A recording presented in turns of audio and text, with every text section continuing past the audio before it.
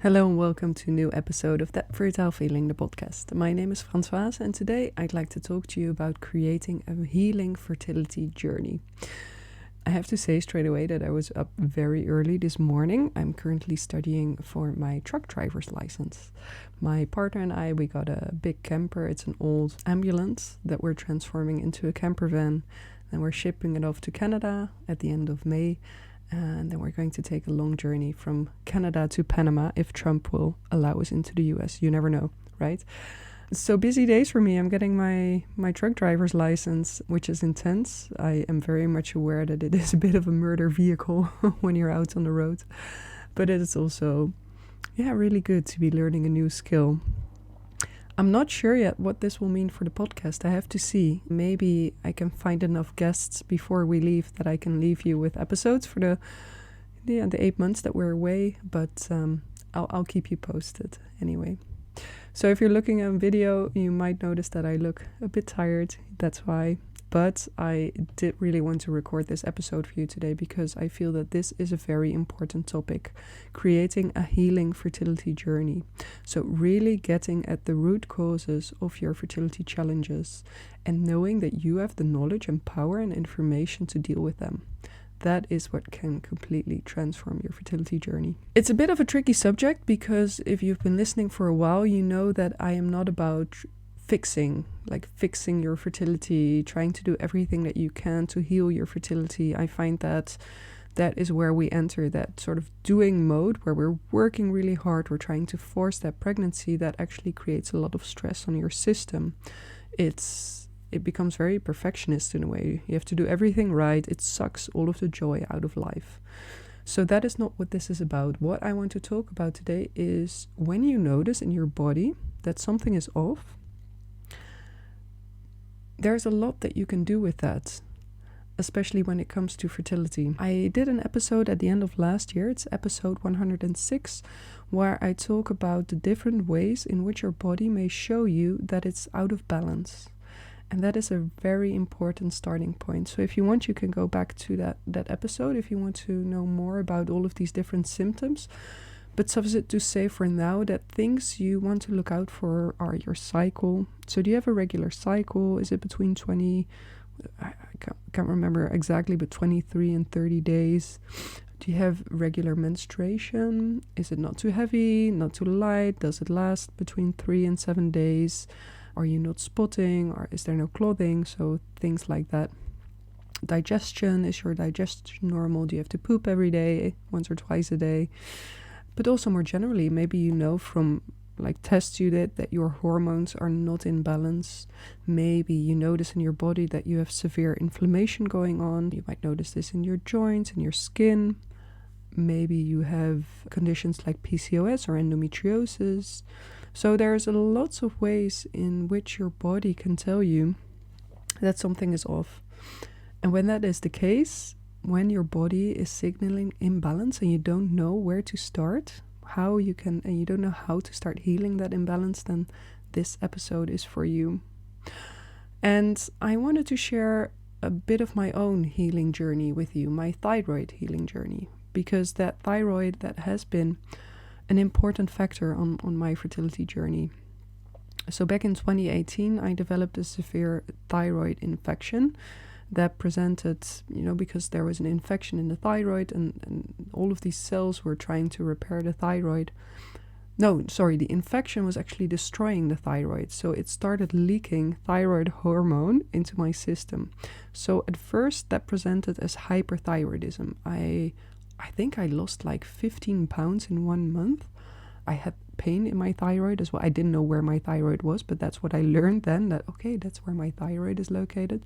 So I had all of these things going on, was diagnosed with hyperthyroidism. But because that thyroid had been attacked by the infection, because the cells had been destroyed afterwards, once the infection was gone, it started underperforming. So then I developed hypothyroidism. The thyroid couldn't deliver the amount of thyroid hormones that my body needs any longer. That was a long year because when your thyroid is off, you can't conceive. I mean, that's usually the case. If there's a thyroid issue, conception, because it's so much linked to your general hormonal balance, conception gets really difficult. And it took me about a year to get through that infection and to get stabilized on my medication. So that's at the end of 2018, and that's where I was. I was stable, I was on medication that kept everything in order. But I also have to say the root cause was never addressed. So that underperforming thyroid, I often wondered, like, what would happen if I would go off my medication, because maybe the thyroid would be able to recover on its own. I never tried because I wanted to get pregnant, and I thought, okay, I'm on the medication now, so this works. But I did realize we never really got to the root cause. It was just supplementing something that the thyroid wasn't able to do itself. And in 2020, I did get pregnant. So for me, the fact that I was on medication didn't affect my fertility. But last year, in 2024, I decided I wanted to explore tapering of the medication for a couple of practical reasons, which I won't bore you with. One of them was, though, that I wanted to see whether my thyroid would be able to recover on its own. So I felt I had the space in my life to experiment a bit with this, because I also know, like in my case, when my thyroid is off, like I get lethargic, I can't do anything. I just lay on the couch for a couple of months, really, because that's how long it takes to get that new balance with the medication again, if you decide to go back on. So in 2024, I decided I have some space. I want to explore whether my body can, take over again. And an important disclaimer here is that this is not an episode about how to get off medication, right? This is my process. This is what worked for me. I did this together with my doctor, with other experts. So don't take me as an example for tapering of your medication. That's what you do with your doctor. What I want to share with you is how I worked intuitively with my body in this process. So the first thing I did is address the physical foundations. I feel like with fertility, with our hormones, there's always like a physical part and there's an emotional, spiritual part that we need to look at. So for the physical part, because the thyroid is a hormonal gland and it's closely linked to liver function, to hormone regulation, I knew that supporting hormonal balance would be key in this process. And that goes for any fertility-related issue, really. You want to make sure that you are supporting your hormones in the best way you know how. So I booked a consult with a functional nutritionist, and we took a very in-depth look at my lifestyle. So I had to put down all of the food that I ate for a week, I think, everything that I drank, all the exercise I got. I had to fill in an enormous questionnaire, again looking at all of these different things that might be going on in the body. And based on that, we had a really good call where she went over my nutrition. She gave me some advice, nothing major. I also wasn't looking for perfection. I wanted to see whether like the macro balance of my nutrients was in order. So that means, was I getting in enough protein? Was I getting enough healthy fats? She also told me about a couple of supplements, but again, those make sense. Those are the ones that I would recommend anyone on a fertility journey would take as well. So omega-3, vitamin D, and what she told me was to take collagen. I wasn't getting in enough protein. So collagen, one thing collagen does is it gets you extra protein. So I now just put 1 scoop of collagen in my coffee every morning for an easy protein boost. Also does some other things, but just to show you, like, okay, so there were some tweaks I could make, but this wasn't about adopting a completely different diet or lifestyle. This was just about seeing, okay, where can I address that physical foundation of my hormonal health. Something I also did that for me that also works is I booked acupuncture sessions as additional support. So for me, again, acupuncture, it's not a root cause healer, but it does help regulate symptoms. It balances energy. So I thought, okay, if I'm going into this process of working with my thyroid, I want that additional support. And that's something that you could do in your fertility journey as well, of course, if you feel like, okay, there are things going on in my body. I can see from my cycle or from my digestion that, things are out of balance. Then working with an acupuncturist, working with a functional nutritionist to get sort of those symptoms under control, that can be a really important starting point. But as I mentioned, there's always also an energetic or emotional component to these symptoms. So the next step for me, or a simultaneous step, consisted of really meditating on my thyroid to understand the message that it was trying to send me. And what that looks like in practice is really just sitting down and bringing my awareness to my thyroid. I mentioned, like, when I had that infection, I really discovered where the thyroid is located in my body. So now I could use that awareness to really tune into the thyroid and listen for insights. So this might take a bit of practice, but anyone can develop this skill. It's really about strengthening the relationship with your body and starting to ask questions to that part of your body and just intuitively allowing your subconscious or your higher self, whoever you think is channeling through those meditations, allowing answers to come from that. And for me, 2 messages emerged. The first one was that I needed to eat apples with cinnamon, hot, like apple stew with cinnamon, which is odd, although I do think I read once, or maybe I found that on Instagram, that stewed apples with cinnamon are actually quite good for thyroid health. So that's where that might have come from. Not really relevant. The other thing that came up is that I needed to look at the intergenerational trauma caused by the witch wound. So that's a complicated sentence. The intergenerational trauma caused by the witch wound. It annoyed me so much because the witch wound, that's this term that's often used online to sort of explain that women nowadays are still affected by the witch hunts that took place in the 17th century. And I've always been a bit skeptical because, I actually looked into this. I was like, how many women were actually burned at the stake? And it weren't that many. I mean, there were fewer people back then. So, of course, proportionally speaking. But still, it weren't that many women. And also, you didn't have internet then. So I was also wondering, like, would people really have known the extent to which these witch hunts were taking place? And does that still really impact us today? I found it a bit hysterical, really. Or let me say, I was skeptical. But this was really the message that came from my thyroid. It said, look at that witch wound. Look at the intergenerational trauma that's been passed on through your system. So I listened to my thyroid. I said, okay, what can I do to start exploring that witch wound? And the first thing I did is together with a friend, we went to a historical site here in the Netherlands. That's now a bit of a memorial to all of the women who were burned at the stake. I think it's even a port town, so a town with a harbor. In any case, there were these massive scales there that they used to weigh goods for the market, trading goods.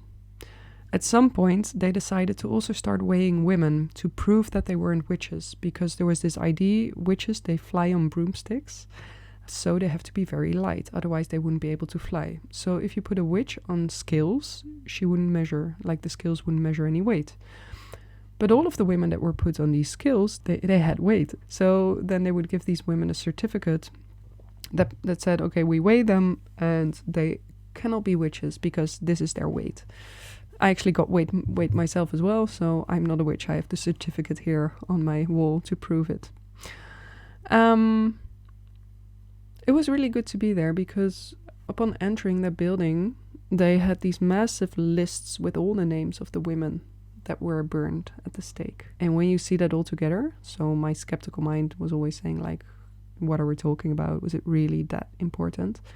But it was impressive to see all of those names. Then there were some movies about the history of witches, but just being there, connecting to that part of history and to the darkness and just the cruelty towards women, towards innocent women, and realizing that this could have happened to anyone, basically.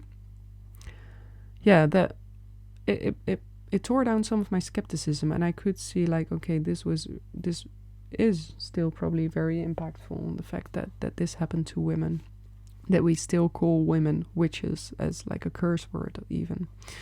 So that visit, it allowed me to explore that witch wound a little bit more. I kept meditating on it, and what came up for me, the message was that I've been hiding my true work. I have much deeper purpose in my work than, I want to say, quote unquote, just fertility. But in essence, my work is about guiding women back to their womb wisdom, to their ancestral knowledge, to that deep power in the womb space. And I've been hiding myself a bit on social media, not completely, but I could be much more outspoken. I could show my work much more. And I guess I have been afraid of fully embracing and sharing this work, afraid of the modern day stake where, especially on social media, hatred, there's so much hatred out there. So yeah, there was a modern day witch wound in action in me. And then another thing I noticed, because I was focusing in meditation on my thyroid so much, I became very much aware of the physical sensation of my thyroid. And throughout the day, I noticed that it would actually start throbbing whenever I was trying to hide myself. Or, because that's another thing I do a lot, is I still have these old patterns of forcing and overworking myself. That's the old way for me to do things, was always discipline, structure, just I could go for hours. If you put me behind a computer, I wouldn't stop until everything was finished, everything that I needed to do. And I've been trying to work with that, but still, whenever I fall into that old pattern, my thyroid starts to throb. And that brings me to the third step of working intuitively with your body to heal your fertility. So the first part was about giving yourself that physical support, addressing the physical foundations. So the second step was about deepening that intuitive connection with your body and seeing what needs to be looked at. And then once you've identified what's going on at that emotional or spiritual level, start using that as a guide, because that is what will completely transform your journey and your health. So for me, once I felt that my thyroid started throbbing, whenever I fell into the pattern of overwork and forcing, I realized that actually that thyroid infection started back in 2018 after a crazy 100-hour work week, where we had a project at work that was falling apart. I wanted to deliver to the client. I was afraid also of judgment if we wouldn't perform well. So me and my boss, we took over and we worked like crazy on that project. Just another example of me being overly responsible or feeling overly responsible and just completely neglecting myself. So after that week, we did deliver the report that was due, but I got a flu, and that flu became a thyroid infection, and it just took me a year to recover, right? So that throbbing, it's a good reminder that is not the path that I want to be on.